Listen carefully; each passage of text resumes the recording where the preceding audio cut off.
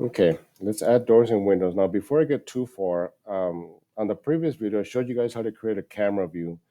And the camera view is another view that actually gets added in to the tabs up in here, or like I mentioned over here on the project browser.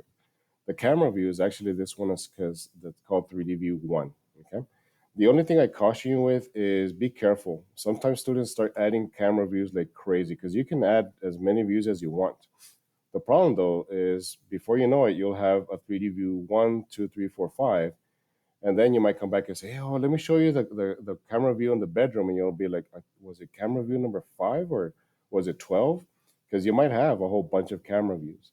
So the only thing I suggest is whenever you have a camera view, okay, I'm gonna right click and show camera. This is the one that, and I'm just gonna call this one bedroom 2, or bedroom. However, what I do is on my camera views, I always right click and I rename them.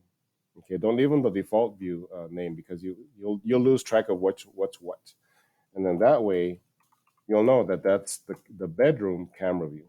So whenever you double click to the bedroom, you'll know, oh, okay, this is the camera view that's specifically in the bedroom. Okay, so please do that for yourself. It's really just a good habit of naming your camera views because once again, I can still go and create camera views like crazy, and I'll have camera view 1, 2, 3, 5, 10, 20, and you'll start losing track of which one's which. You'll just forget. Okay. So be careful with that. And then, of course, you can always come back and delete them or rename them. I'm going to delete that one because I don't need it. And then that's one. And this is the camera view that I have on the bedroom. Okay. Now to add doors and windows. Okay. So once again, there's a little exhibit right in here, and I'm going to put that in here for all the doors and windows. And notice which way the doors specifically are swinging. They swing in a particular direction towards the outside or inside. So we need to make sure we keep that in mind whenever we're placing our doors. So we already finished our wall, so we're going to go to doors. For now, we're just going to go with the default 36 inch, just so you know that there are different size doors that you've already learned. That remember how the restroom has a 2.0 door and 3.0 door. So in this case, we're going to go with a 36-inch door on the front and back. And when I'm placing the door, before I click on anything, you notice that I can actually make it swing towards the inside or to the outside just by where I'm going to select the wall. Okay. And then the other thing too, before I click, is let's say I wanted to swing in the other direction. Before I click on anything, I can hit the space bar and it will go to the different direction I want it to swing. Okay. So let's say I place it here. Okay. And then let's say I place this other door over here. All right. Just for an example, hit escape. Now the problem though is, let's just say it's wrong. This door should have been swinging the other direction. This door should have been on the outside, swinging in this direction. Okay. That doesn't mean that I have to go and delete the door and place it again. I could, but I don't need to. What I can do is after the doors are placed, I can select the door, hit escape. I can select the door, and then I can actually click on these little symbols to flip the door from one side to the other. And the same thing with the door swing. I can just simply click in here and adjust the door swing as needed. I think this one, if I'm not mistaken, actually swings this way according to the handout. And to be honest with you, that's usually not the way we have doors swing on in houses. They actually should swing to the inside. So if anything, I think I'm just going to do that myself here. That's the way the door should swing. And then you want it to swing up against the wall. That way, when the door is open, it's kind of out of the way.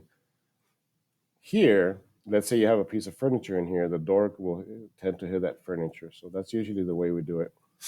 And then in this case, doesn't really matter. But typically, exterior doors swing towards the inside. Okay. Now, as far as the rest of the rooms, I'm going to go and click door. Remember that the bedroom doors are 2.6. 2.6, if you remember it correctly, is 2 feet 6 inches, which is actually a 30 by 84. 30 by 80, to be honest with you. 2.6, 6.8. 6.8 is 80 inches. So those are 30 inches. Same thing. I want it to swing this way. I think this one has it this way.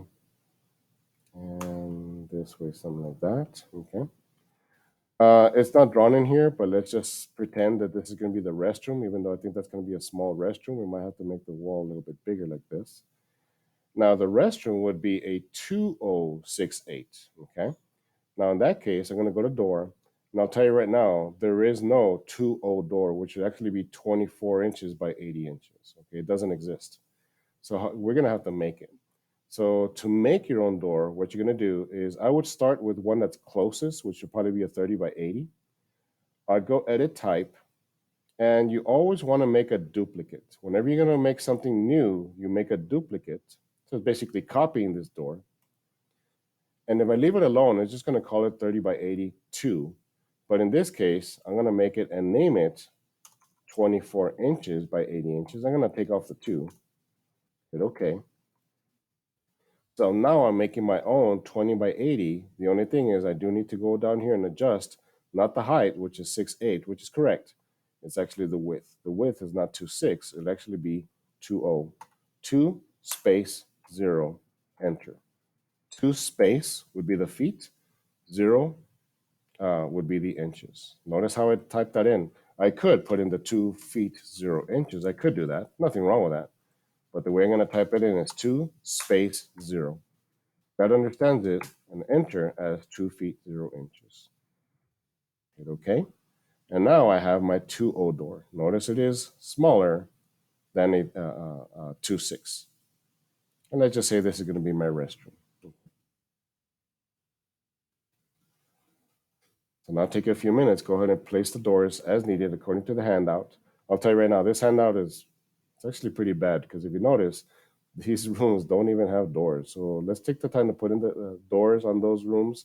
How do you use them or how you want to use them? You can go ahead and leave them. If you want to take off this room and use it somewhat, you do whatever you want, as long as it looks nice. The only other thing I'm going to show you is how to put in the windows. And the windows are actually very similar in that you go back to the architecture tab, you go to window. We'll just go with this regular fixed 36 inch by 48. But once again, we do have different kinds of windows. You're welcome to use the different kinds of windows that you want. Okay. And for now, I'm just going to leave this one here. And the way you place the windows is simply just click and click and click. What's nice about Revit is that as soon as you're placing everything, it gets updated throughout. So anywhere that we have these representations of the walls and windows and doors, specifically 3D is what I'm trying to get to, it shows up in 3D. So like right now, if I go to my 3D view and I flip this thing around, now you'll see that I actually have windows. And I can actually look through the windows into the room. Okay.